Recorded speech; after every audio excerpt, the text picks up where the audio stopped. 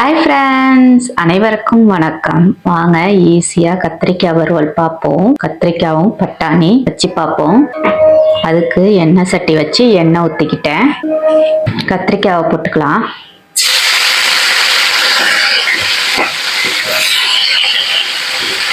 எந்த கத்திரிக்காய் வேணாலும் போட்டுக்கலாம்.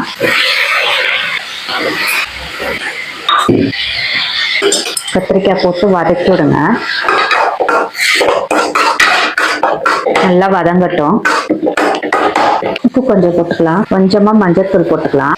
கொஞ்சமா மிளகாத்தூள் போட்டுக்கலாம். கொஞ்சம் காரமா இருக்கட்டும். கத்திரிக்காய் வறுவல் நல்லா இருக்கும். காரமா இருந்தாதான் நல்லா இருக்கும். அப்படியே கொஞ்சம் பட்டாணியும் போட்டுக்கலாம்.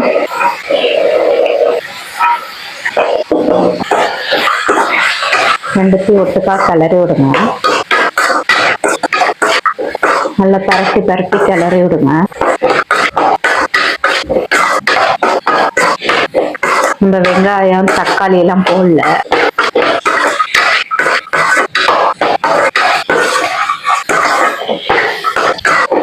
இது ஒரு டேஸ்ட்ல நல்லா இருக்கும். ஈஸியா இருக்கும். தக்காளி வெங்காயம்ல 2 கத்திரிக்காய் அரைஞ்சி போட்டு டக்குன மஞ்சத்தூள் மிளகாத்தூள் போட்டு எண்ணெய் ஊற்றி வறுத்தோம்னா நல்லா இருக்கும். இப்போ கொஞ்சமா தண்ணி ஊற்றிக்கலாம். ரொம்ப ஊற்றாதீங்க, கொஞ்சமா ஊற்றிக்கோங்க. ஏன்னா கத்திரிக்காய் சீக்கிரம் வெந்துடும். பட்டாணி இந்த பட்டாணி தான், பச்சை பட்டாணி தான். இப்போதான் உரிச்சேன். இந்த காஞ்ச பட்டாணி கிடையாது. அதனால சீக்கிரம் வெந்துடும் ரெண்டுமே. இப்போ ஒரு தட்டு போட்டு மூடி வச்சிடலாம். ஒரு 5 நிமிஷம் கழிச்சு பார்ப்போம். ஒரு 5 நிமிஷம் கழிஞ்சிருக்கு. இப்போ பாருங்க, தண்ணி எல்லாம் வற்றி நல்லா இருக்கு.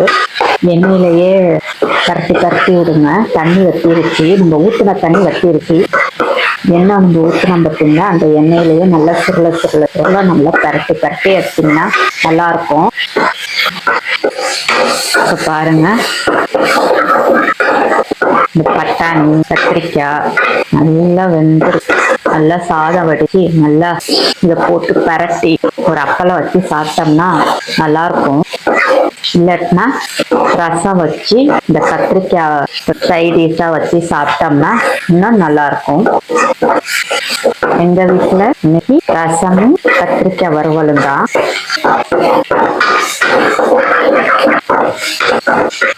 கத்திரிக்காய்லாம் நல்லா ரொம்பவும் கொலைய விட்டுறக்கூடாது. நல்லா நெட்டா இருக்கணும். அப்பதான் கடிச்சு சாப்பிட்றதுக்கு நல்லா இருக்கும். பாருங்க, இந்த ஸ்டேஜ்ல நம்ம இறக்கிக்கலாம்.